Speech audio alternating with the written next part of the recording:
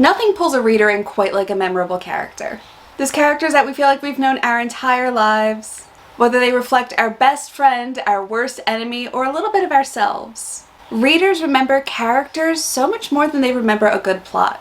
Which is why today I'm sharing 10 tips on how to develop characters that readers will love and remember long after they've closed the pages of your book.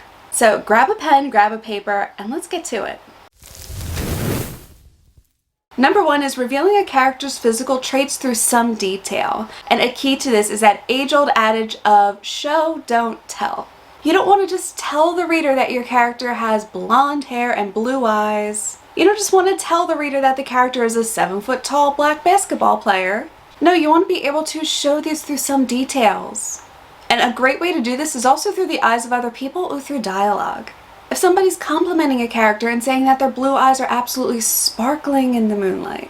Or maybe a little side character looking up and saying, wow, how's the weather up there, if they want to be sarcastic and point out that the main character is tall.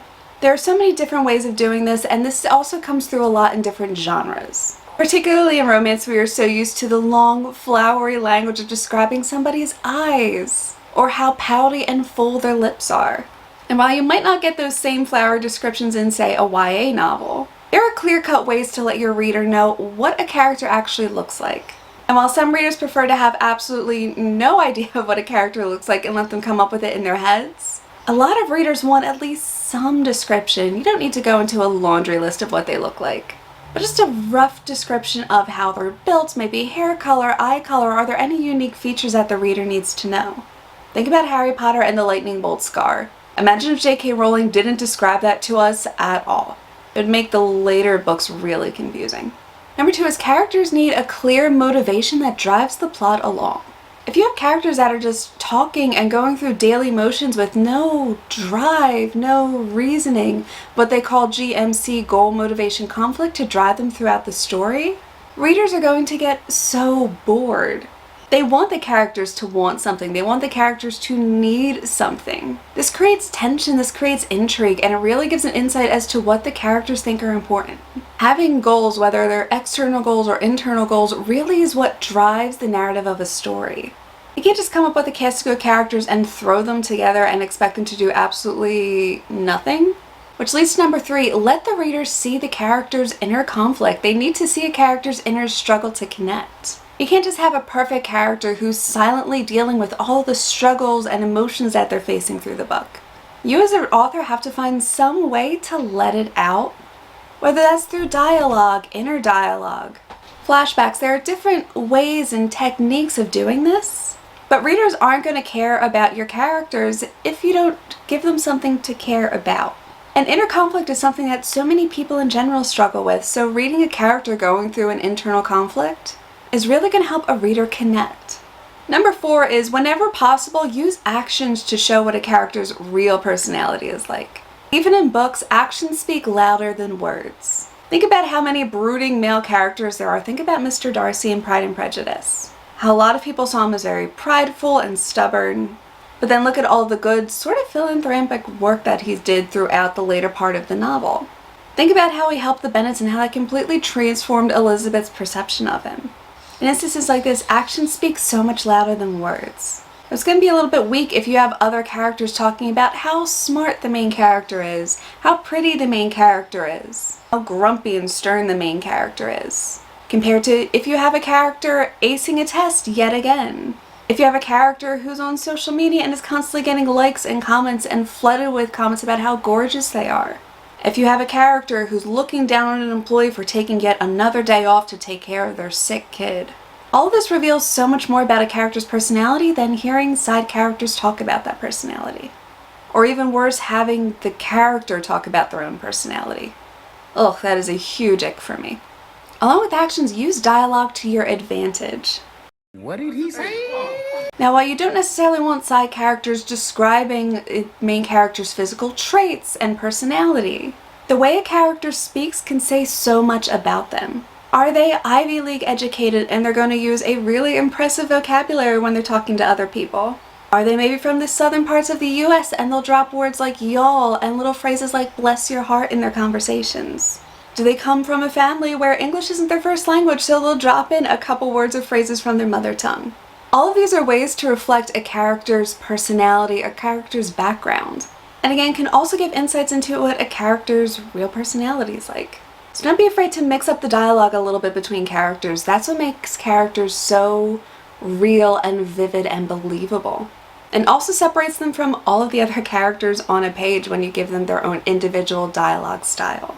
Number 6 is don't be afraid to show a character's culture or their class background.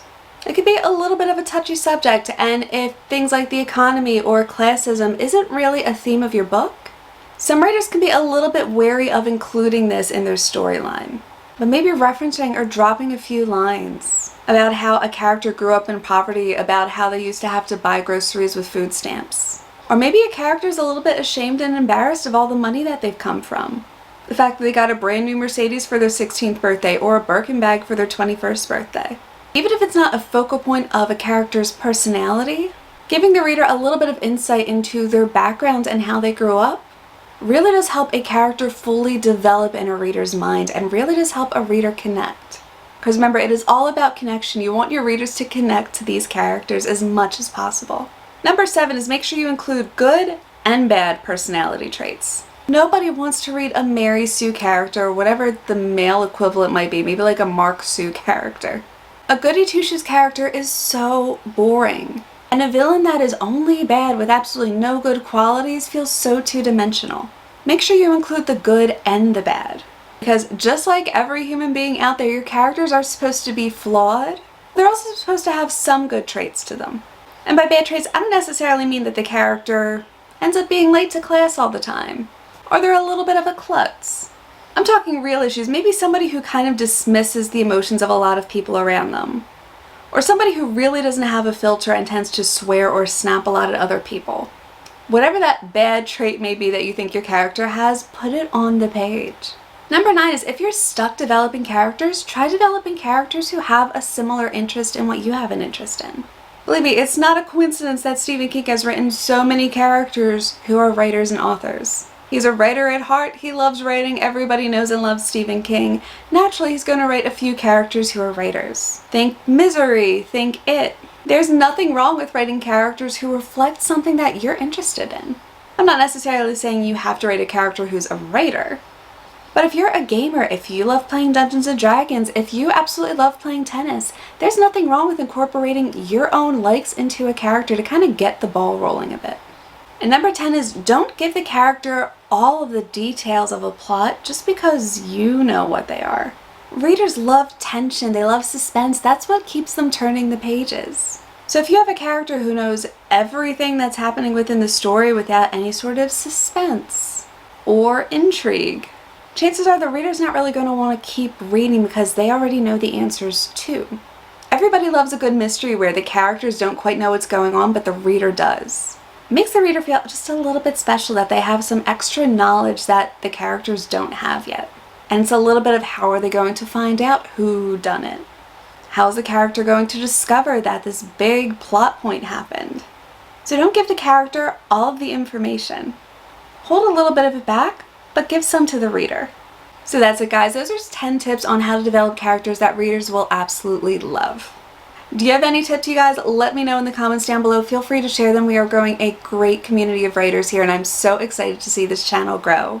And if you enjoyed this video, please hit the like and subscribe button. I really, really do appreciate the support, you guys. I really do want to grow this channel. I would love to get this channel up to 1,000 subscribers by the end of the year. That would be incredible. Thanks so much for watching, and I will see you all in my next video. Bye.